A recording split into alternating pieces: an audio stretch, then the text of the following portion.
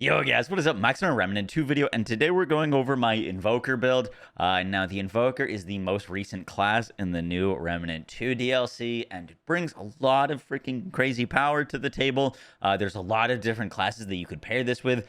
This is the first build that I wanted to put out, but I do plan on putting out another one with Invoker and Archon. But Ritualist was my go-to combo, and the synergies that I found and some interactions that I found are doing some absurd amount of damage. So I want to break down everything that I'm using. Hope you guys enjoyed the video. Let's get right into it. So this might have played during the intro, but this is against an elemental resist mob or boss. And we just kind of delete them. There's a 5,000 damage elemental proc, and I kind of want to go over how we're doing this and how we are just like absolutely nuking bosses. This boss had hardy and elemental resist, meaning that they were especially tough to take down for this build. That's why I wanted to highlight this kill, and they just get absolutely obliterated. All right, let's talk about it. So to start, quick overview, the Invoker is going to give us Entrance, which is going to increase our skill damage by 30%, our elemental damage by 15%, and our elemental crit chance by 5%. All fantastic things to pair with the Ritualist. We're also going to get Communion, which gives us reduced skill cooldowns and healing. We're going to get Mind and Body, which increases our movement speed and damage reduction while an Invoker skill is active. And Soothsayer allows us, whenever we use a relic, to extend the duration of our active Invoker skills. And we also get 25% relic use speed if an Invoker skill is active, which is all really nice. The Visionary perk of the Invoker, or the Prime perk, is going to allow us to get double base charges of our cooldown on our second archetype. We're going to be using Miasma, which does a big AoE of elemental status effects. And we've also got Gifted, which is going to increase our skill duration by 30%. And on Ritualist, we've got increased status effect duration against enemies by 100%. So all really good stuff. We're really focusing on elemental status effects with this build. So for our weapons, we're using the Sparkfire shotgun. This is found in DLC 1. I'll have like a link to the wiki so you can like actually read up exactly where everything is found if you want to. But the Sparkfire shotgun does base fire damage with its shots, and we're using Fetid Wounds, which will allow it to apply a corrosive status effect whenever we critical hit, which is really nice. Just gives us 2 elements in one weapon, and we're going to want to have things dotted with as many elements as much as we can. So really nice there. Next up, we're using the Heatwave mod. Now, the Heatwave mod is brand new in this most recent DLC, and it reads that we're going to apply a aura around us, and enemies inside the aura for 3 seconds start to burn, and they burn for 933 fire damage per second for 20 seconds.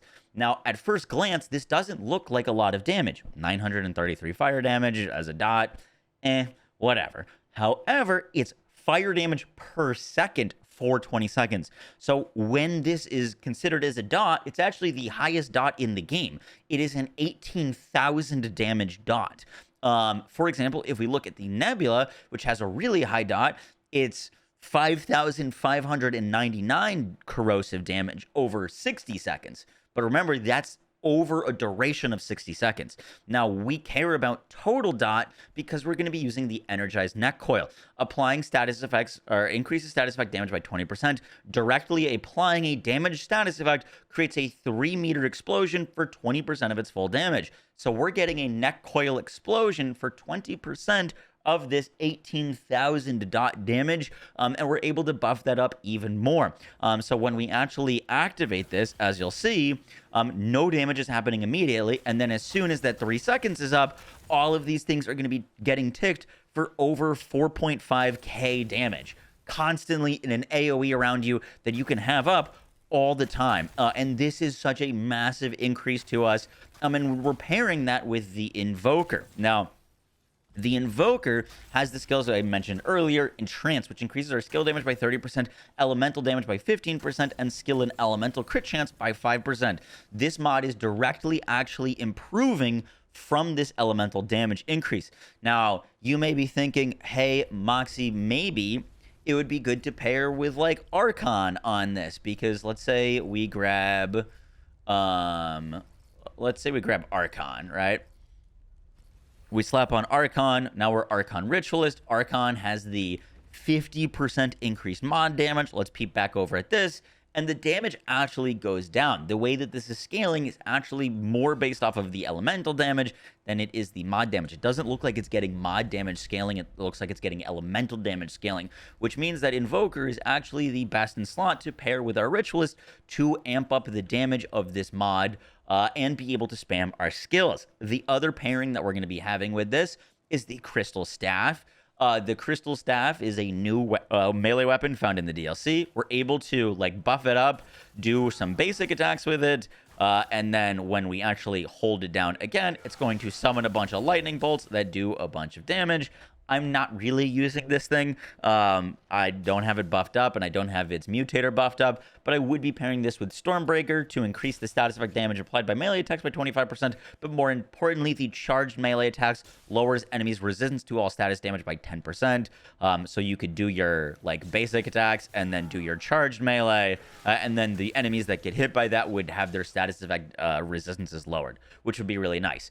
And lastly, we're using the Nebula with the built-in Nanoswarm mod that it has.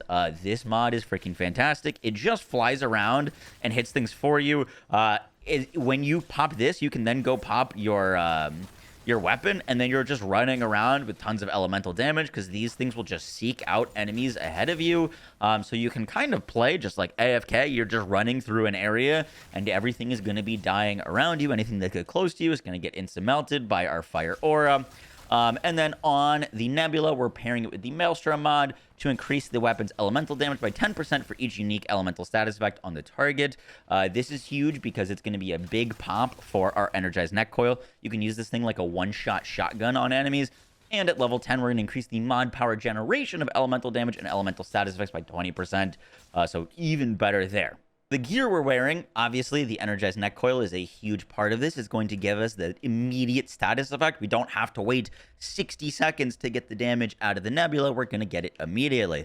As you can see, this target, if I just shoot a proc of the Nebula, I get a 1,548 damage proc. That's pretty gross. So we're going to be pairing that with the Timekeeper's Jewel. This increases the duration of all status effect applied by the wearer. So more status effect duration means more instantaneous damage for the Energized Neck Coil. With that, we're pairing that with the Honey Crystal. This was just nerfed in the most recent patch. It used to deal 5% additional damage for each unique status effect the target is suffering from. It's now 4%. However, with the Ritualist and the Invoker, we can constantly spam Miasma. Miasma is going to apply all of the dots that we could ever want on targets so that we're going to be constantly getting those big damage chunks. And also, we're going to be getting the full benefit of this Crystal Ring.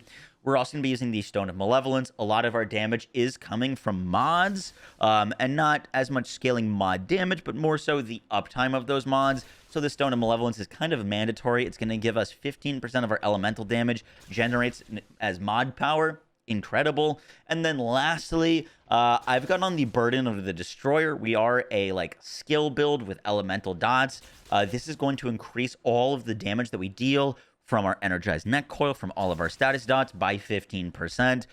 If you don't want to use this, if you don't want to have the decreased range, because it is nice using the Sparkfire and it's a shotgun, so already its range is limited. There is a new ring in the new DLC called the Dark Sea Armada Crest. This is also really nice. It's going to give us 15% increased all elemental damage for 15 seconds after using a relic. So we can just pop a relic. Now we've got 15% increased elemental damage. And then we can use our Invoker, our Ritualist skills, pop those, pop that. And then this is what is going to absolutely melt bosses. Maybe fire some Sparkfire shots onto enemies. And as you can see, the dot procs of everything that we're getting is kind of crazy. By the way, just a quick mention, if you do want to take this build into Apocalypse difficulty and you want a little bit more survivability than what I've got spec'd, you can use the Alchemy Stone, which is increases your base lifesteal by 6% while suffering from a negative status effect.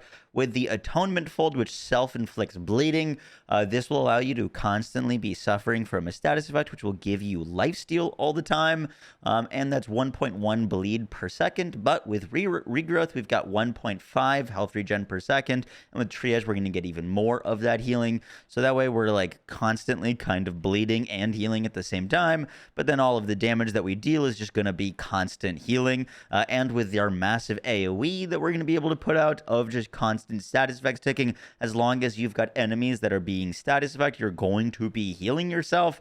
And so you're going to lose a little bit of damage doing that. But if you want some extra survivability, that's a really cool option to gain some. One thing I was considering using, and you can use this for boss fights, I just don't like it as much, is the Way of Miedra. This gives you Gloom and AoE healing. So you pop this, and then everything is going to be kind of gloomed around you, and also you're going to be healing your max life. Gloom is a debuff that increases incoming elemental damage by 15% for your enemies, and you're also going to get some lifesteal. So, like, as a survivability tool, this is pretty nice. However, the damage increase of 15% doesn't feel as good to me as the Way of Keula, which is going to just do tons and tons of shock damage, which we're also able to buff up a bunch. And it's a 15-meter wider radius. So I constantly found I was walking out of that healing circle if I was just kind of running. This is like a little bit of a run and gun playstyle because we've got everything that's just like seeking enemies. And so I found that I liked the ginormous rainstorm that does all the damage, which also goes through walls, by the way. It's just absurd. And then you can constantly have damage going. And as long as you're casting your skills, you're going to be able to keep your like refund. As you can see, I just casted my miasma there, and then I could get another skill cast. You're basically always going to have your skills up with this build. Just part of the Invoker's base kit is you've got really good cooldowns as long as you're spamming skills. And miasma's on a 34-second cooldown, and Keula's on 91. But in our actuality, we're cutting down that cooldown quite a bit. For your traits, some important ones to have are Flash Caster from Archon. This is going to give you 50% increased casting speed. This feels a bit like a must-have because of just how much we're going to be using our mods and casting our skills. That feels really great. We're also going to grab Regrowth, Triage, and Vigor. This is going to give us health regen, increased healing, and more health. These three traits together, paired with also our bark skin, does give us a little bit of survivability, which is nice on the build because obviously we're kind of built full damage glass cannon-y. Amplitude's probably the most important trait, even more so than Flashcaster, giving you 50% increased AoE size. This will make your miasma hit entire screens of enemies, and miasma is like a little bit nerfed, but it's still really, really powerful. And you can use it through walls, so if you're like worried about there being a ton of enemies in a room next to you, or you're playing where like you can't see things but you can hear things, you just cast miasma and they'll die, which is really nice. And then I put a little bit of points into endurance for some extra stamina and handling for some extra weapon handling, just nice things to have. And then obviously max out our spirit for our mod power generation and expertise for our skill cooldown. For the heart, it's kind of up to you. I like either using the resonating heart or the enlarged heart. If you're going to use the Dark Sea Armada, you're definitely going to want to use the like resonating heart because you're going to get more charges of it. And then I've been rocking it with elemental damage, skill cooldown, and skill damage for just maximizing the amount of elemental skill damage that we're able to do from our abilities. And yeah, guys, that is the build. I hope you enjoyed. I will catch y'all in the next one, and let me know what combo with Invoker you'd like to see next. My plan is Archon, but I think there could be some really cool like crit builds done with the Way of Lydusa and the Brittle buffs, so we'll see. And yeah, guys, I'll catch you on the next one. Take care. Peace.